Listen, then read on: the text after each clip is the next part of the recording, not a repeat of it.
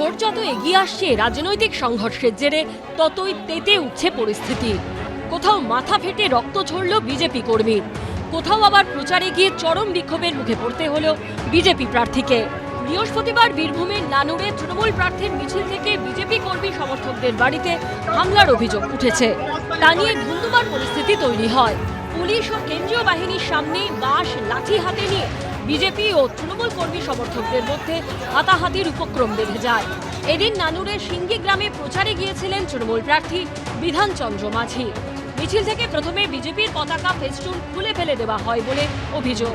মঙ্গল মাঝি নামের এক বিজেপি কর্মী বাধা দিতে গেলে তৃণমূলের দুষ্কৃতীরা মেরে তার মাথা ফাটিয়ে দেয় বলে অভিযোগ। বিধানচন্দ্র মাঝি এই সিঙ্গি গ্রামে প্রচার করতেছে, হাজার হাজার সংখ্যালঘু গুন্ডা জিহাদিদেরকে নিয়ে এসে আমাদের সিঙ্গি গ্রামে আমাদের বিজেপি ফ্ল্যাগ ফেস্টুন ব্যানার ছিঁড়ে এখানে আমাদের ছেলেদের উপর হামলা করে আমার কার্যকর্তা মঙ্গল মাঝিকে মেরে মাথা ফাটি দেয়। ওরা হয়তো ভয় পেয়ে মিথ্যা অভিযোগ করছে। বিজেপির লোক তারা আমাদের দলে ভিড়েছিল, ঝামেলা লাগানোর জন্য এটা করছে। তখন বিজেপির পায়ের তোলা মাটি নেই। ভোটের প্রচারে অশান্তির ছবি ধরা পড়েছে উত্তর 24 পরগনার বনগাঁতেও। 12 এপ্রিলের পর 16 এপ্রিল প্রচারে বেরিয়ে ফের বিক্ষোভের মুখে পড়লেন বনগাঁ উত্তর বিধানসভা কেন্দ্রের বিজেপি প্রার্থী অশোক কীর্তনিয়া। এদিন বনগাঁর 14 নম্বর ওয়ার্ডে প্রচারে গিয়ে একাংশের বিক্ষোভের মুখে পড়েন বিজেপি প্রার্থী। পুলিশ ও কেন্দ্রীয় বাহিনীর সামনেই হাতাহাতির পরিস্থিতি তৈরি হয়, চলে ধাক্কাধাক্কি। এই ঘটনায় স্থানীয় তৃণমূল কাউন্সিলরের বিরুদ্ধে হেনস্থার অভিযোগ তুলেছে বিজেপি। পাল্টা জবাব দিয়েছে তৃণমূলও। বিভৎস ভাষায় আমাকে মতুয়া নিচু জাতি বলে গালাগালি করেছে পাপাইরার দুই ভাই থেকে। তো আমার গলার মালাটা ছিঁড়তে গেছে, যেহেতু আমার সেন্ট্রাল পোস্ট ছিল বলে আমার কাছে অব্দি আসতে পারেনি। তো আমাদের এখানে যারা মতুয়া ছিল তাদের গলার ওখান থেকে মালা ছিঁড়ে দিয়েছে।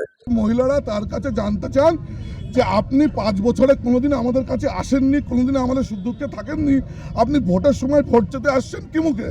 সেই মহিলাদের উপরে অশোক কীর্তনিয়া এবং সেন্ট্রাল ফোর্স সাধারণ মহিলাদের উপরে যেভাবে আজকে মেরেছে। এই সমস্ত ছবি দেখে অনেকেই আশঙ্কা করছেন, ভোটের আগে যদি এই হয়, ভোটের দিন কি হবে?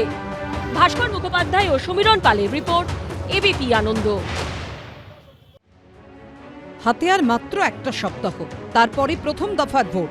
তার আগে কোচবিহারে ভোটের ডিউটিতে এসে আচমকা অসুস্থ হয়ে পড়লেন কেন্দ্রীয় বাহিনীর 28 জন জওয়ান। খাবারে বিষক্রিয়ার জেরে কমপক্ষে 14 জন জওয়ানকে ভর্তি করা হলো তুফানগঞ্জ মহকুমা হাসপাতালে।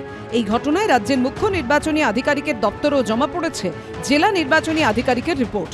সেখানে লেখা রয়েছে, সোমবার অসমের নগাঁও থেকে রাজ্যে আসেন ওই জওয়ানরা। প্রাথমিকভাবে মনে করা হচ্ছে দীর্ঘ সফরের কারণে ডিহাইড্রেশন ও ট্যাঙ্কের দূষিত জল দিয়ে রান্না করা খাবার খেয়ে অসুস্থ হয়েছেন ওই জওয়ানরা। হাসপাতাল সূত্রে খবর, ইতিমধ্যেই তাদের মধ্যে 10 জনকে ছেড়েও দেওয়া হয়েছে, বাকিদেরও খুব শিগগিরই ছেড়ে দেওয়া হবে। তুফানগঞ্জের তল্লিগুড়ি হাই স্কুলে ছিলেন এই জওয়ানরা। বুধবার আচমকা তাদের মধ্যে 28 জন জওয়ান অসুস্থ হয়ে পড়েন। তাদেরকে তুফানগঞ্জ মহকুমা হাসপাতালে ভর্তি করা হয়। আর এই ঘটনাতেও বাদ গেল না রাজনীতির আকচাকচি। দুর্ভাগ্যজনক সাবতাজ আমার মনে হয় না। আমার মনে হয় কি হয় না এই নিয়ে আমি কোনো বিবৃতি দিতে চাই না। তবে তৃণমূলের পক্ষে সবই সম্ভব। এগিয়ে বাংলা তো। ওরা কোথায় খাচ্ছে, কি খাচ্ছে, জেলা প্রশাসনের কি মানে একেবারে ঠিকা নিয়ে বসে আছে, সেটা দেখবার দায়িত্ব তো জেলা প্রশাসনের না। তা কাজেই অসুস্থ হয়েছে, দুঃখজনক ঘটনা। এই ধরনের ছেলে মানুষই কথা যারা বলে তাদের কথার কোনো উত্তর নেই। অন্যদিকে উত্তর 24 পরগনার হিঙ্গলগঞ্জে বিএসএফ এর স্থায়ী ক্যাম্পে আগুন লেগে মর্মান্তিক মৃত্যু হলো এক জওয়ানের। নাম রাম সিং। হিঙ্গলগঞ্জের বড় বাঁকড়ায় বিএসএফ এর 77 নম্বর ব্যাটালিয়নের স্থায়ী ক্যাম্প রয়েছে। বৃহস্পতিবার সকালে ওই ক্যাম্পেরই পেট্রোলের ঘরে যান ওই জওয়ান। বিএসএফ এর প্রাথমিক অনুমান, সেই সময় শর্ট সার্কিটের জেরেই ওই ঘরে আগুন লেগে যায়। ঘরে আটকে পড়েন রাম সিং, অগ্নিদগ্ধ হয়ে মৃত্যু হয় তাঁর। শুভেন্দু ভট্টাচার্য ও সমীরণ পালের রিপোর্ট, এবিপি আনন্দ। এবিপি আনন্দ, এগিয়ে থাকে, এগিয়ে রাখে।